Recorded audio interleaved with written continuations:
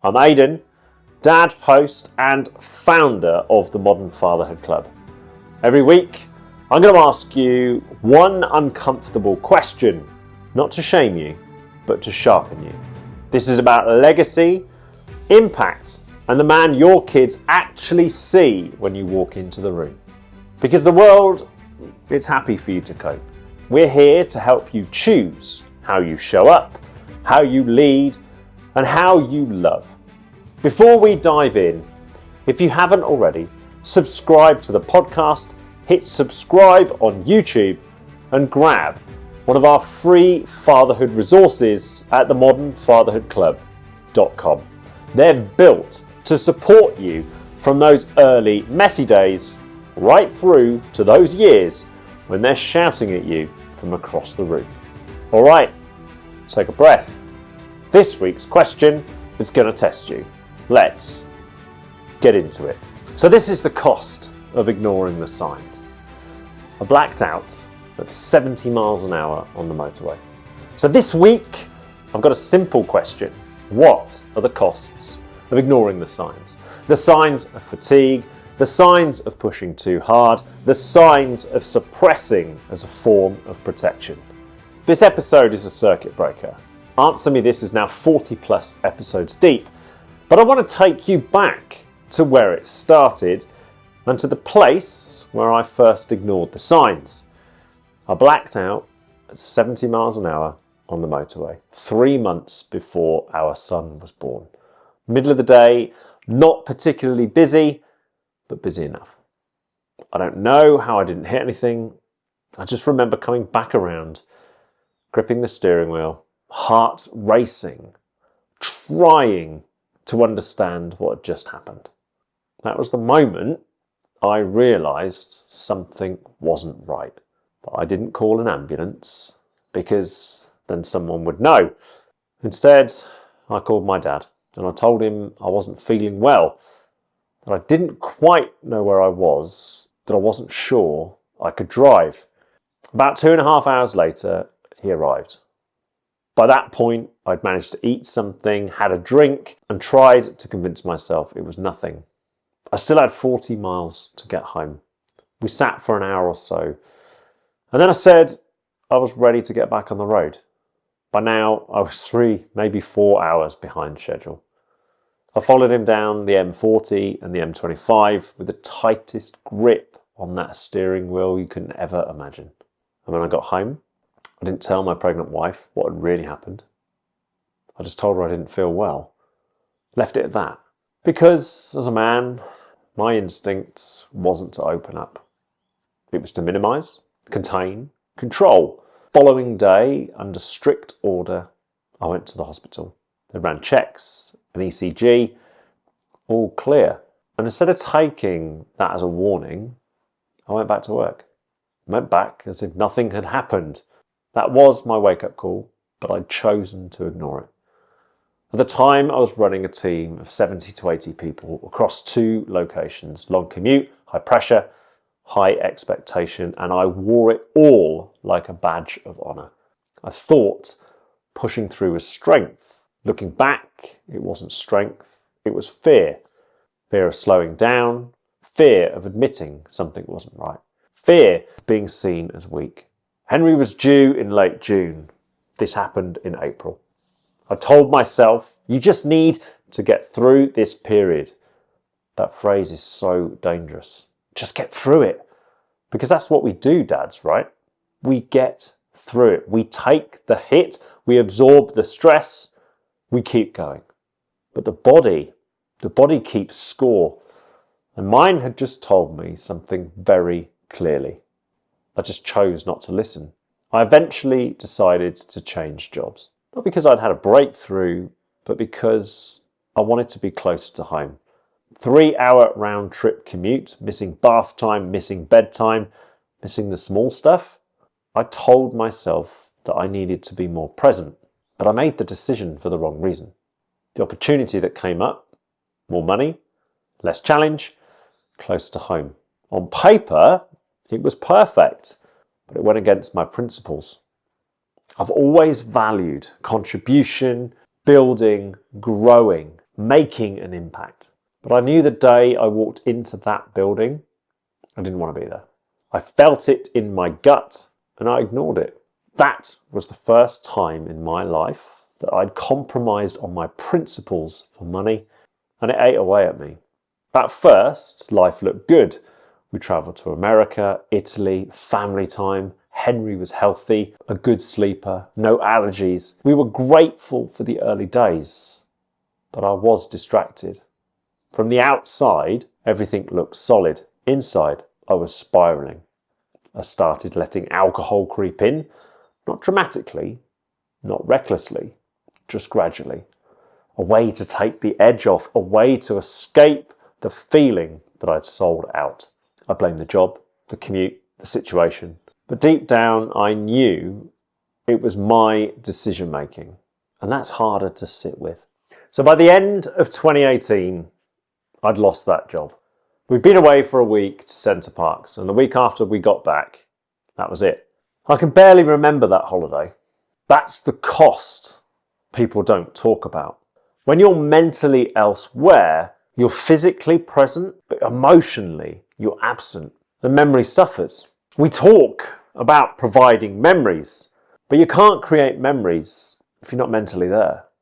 I took a couple of months out and was lucky enough to find another job in 2019. I took a pay cut, threw myself into it, full pace, full throttle, proved myself, delivered results, and on paper, again, everything looked good. But internally, I was carrying baggage from the year before. High-functioning anxiety. If you've experienced it, you know. You perform, you smile, you lead, you deliver, and then at 2 a.m, you can't turn your brain off. You just lie there.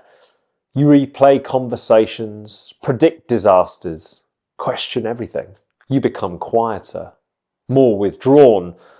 Nobody asks questions because performance doesn't dip.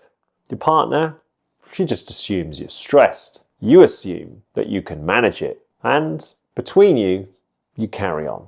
Then Max arrived in 2020. And if you've been listening for a while, you know how that went. But if you've not heard, here it goes. 9 days after he arrived, I broke. We were in the early days of lockdown, working from home, no commute. On paper, again, ideal. But something in me snapped. I remember saying words that I can't take back. I don't want to be alive anymore. When you say that to your wife, you don't get to rewind. There's no pause button in life. I saw the look in her eyes. Shock, hurt, fear. That was the lowest point. And here's the truth. It wasn't about being a dad. It wasn't about my kids. It was about years of ignoring signs, suppressing emotion, compromising on my values, chasing the wrong validation, not regulating stress. I pushed myself to a point where my body had blacked out once and my mind was now shutting down. And this is where I want you to pause, because this isn't about me. This is about you. What signs are you ignoring? Are you snapping quicker than you used to? Are you drinking more than you did 2 years ago? Are you glued to your phone because it's easier than engaging? Are you convincing yourself that it's just a phase? Because I did. And phases, well, they become patterns. Patterns become personality. Personality shapes your kids' perception of you. After that night, I had a choice, continue or change. And change, well, it had to be necessary. Change doesn't happen because it's a good idea. It happens because the cost of staying the same becomes unbearable.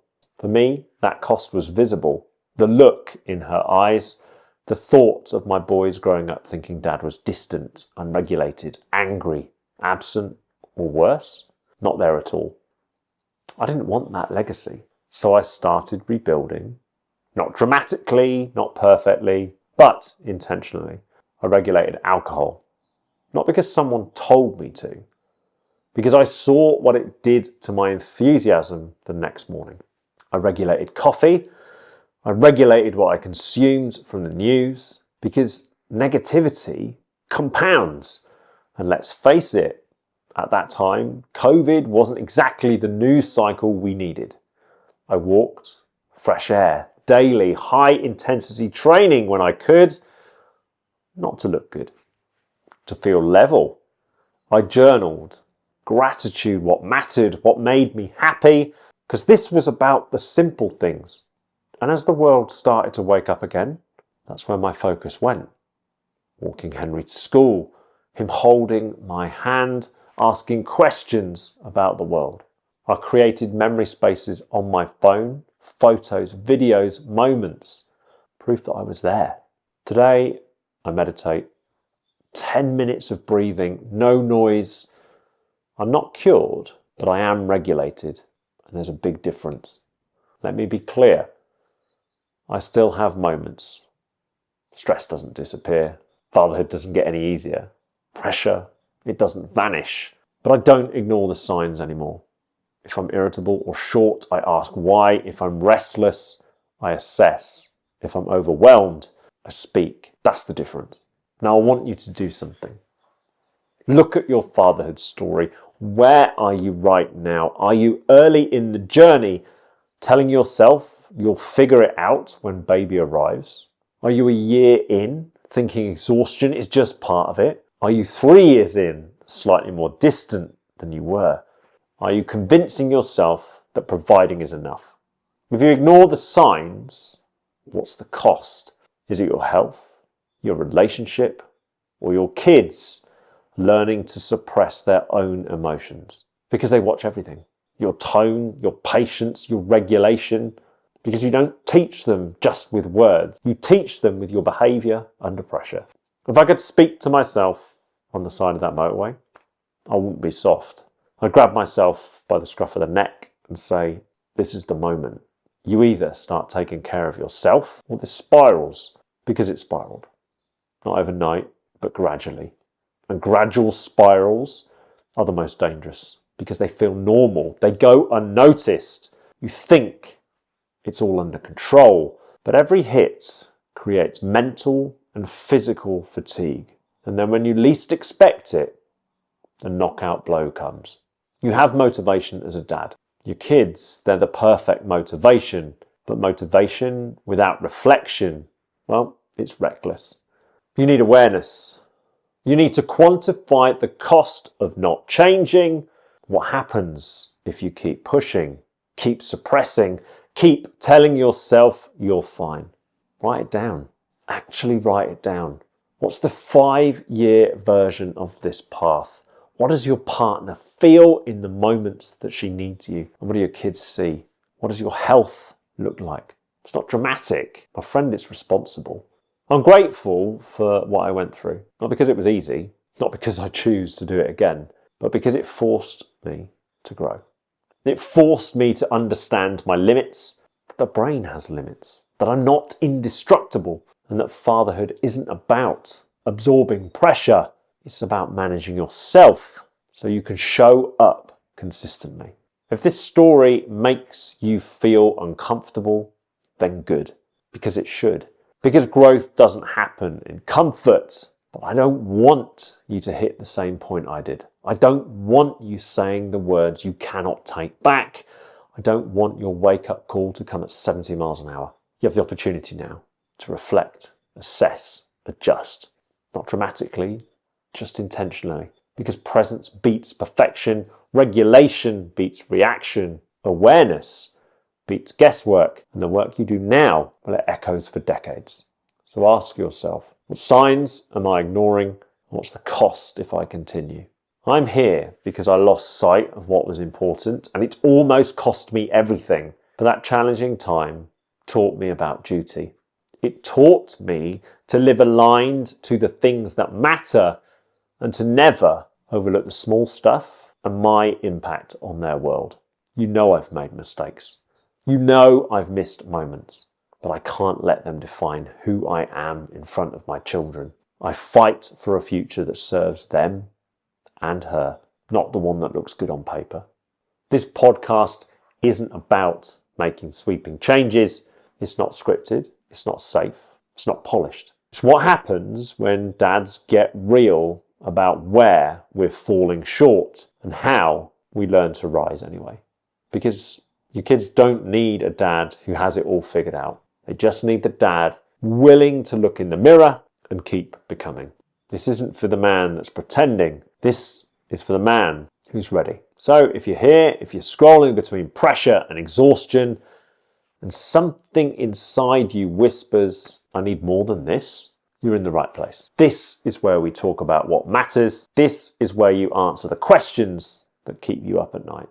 This is where we get to the truth, not just about what it means to be dad, but what it takes to become the father that they'll never forget. My friend, as always, write it down, dive into the detail, and create something so powerful and unique that you cannot wake up and not move toward it. Okay, so that's today's question. You have just spent a few minutes doing what most of us avoid, slowing down, being honest, and looking at how you're really showing up. And that matters more than you know. Remember, your kids aren't looking for you to be perfect. They just need you to be honest and authentic. They need a dad who's willing to reflect, reset, and lead from the front, even when he's tired, under pressure, or coping more than he'd like to admit. If this episode landed for you, subscribe to the podcast. Hit subscribe on YouTube so you don't miss any of our future episodes. And if you haven't yet, join us at themodernfatherhoodclub.com, where you're going to find our free resources and reflection questions, the ultimate new dad toolkit, the toolkit for new and expecting dads. Look, I'm not perfect, neither are you, but we are committed, and we're committed to leading with confidence, strength, openness, and heart. Committed to giving our children the version of us that they need, and that version is present, not just productive. Thank you for listening, for reflecting, and as always, thank you for doing the work. This is the Modern Fatherhood Club. This is Answer Me This, part of the Fatherhood in Focus podcast. Lead from the front and never underestimate the power you have over who they become. Thank you for listening, and I'll see you in the next episode.